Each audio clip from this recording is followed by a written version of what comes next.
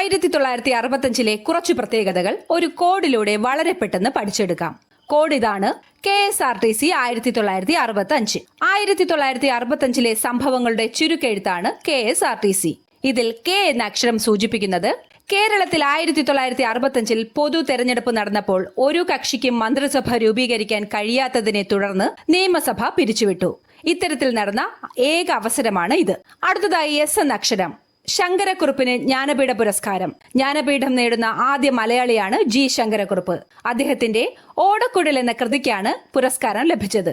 അടുത്തതായി R എന്ന അക്ഷരം. രമൺ മാഗ്സസെ പുരസ്കാരം പൊതുപ്രവർത്തകനായ ജയപ്രകാശ് നാരായണന് ലഭിക്കുന്നത് 1965. അടുത്തതായി T എന്ന അക്ഷരം.